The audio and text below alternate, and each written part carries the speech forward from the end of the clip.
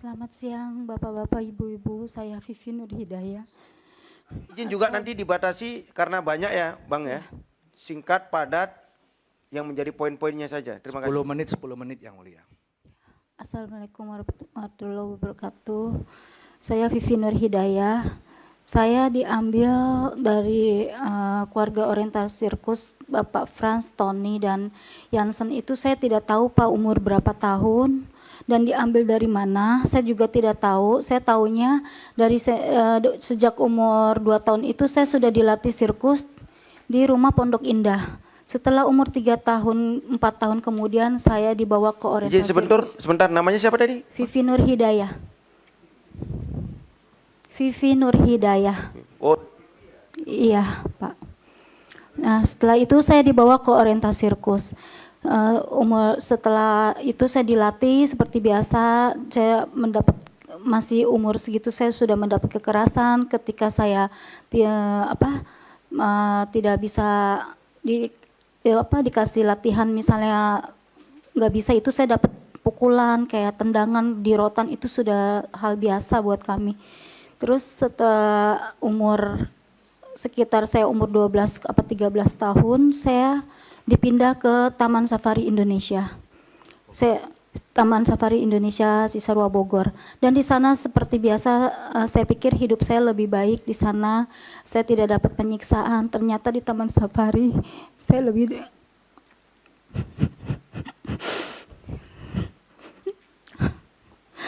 keras lagi, saya dilatih. Saya dapat penyiksaan lagi, Pak. Sampai saya melarikan diri karena saya nggak tahan. Setelah saya melarikan diri, 3 hari kemudian saya menghirup udara luar, saya ditangkap lagi dengan security. Dan setelah itu saya dibawa ke pos security dan saya dibawa pulang.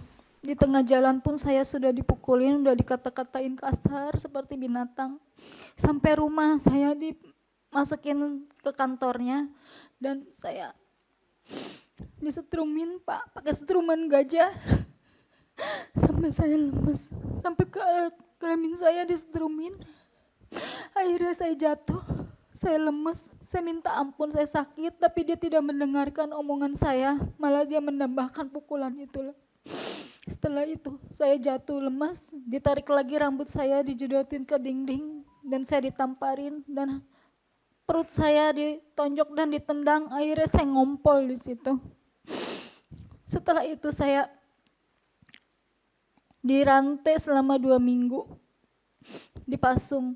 Setelah 2 minggu dipasung, saya dibebaskan dan seperti biasa saya latihan seperti biasa. Dan berapa tahun kemudian saya melarikan diri lagi karena saya nggak tahan, Pak, hidup di Taman Safari karena penyiksaan itu terus. Saya jadi merasa batin. Akhirnya saya ditolongin sama mantan saya melarikan diri dari Taman Safari itu dan akhirnya saya lolos.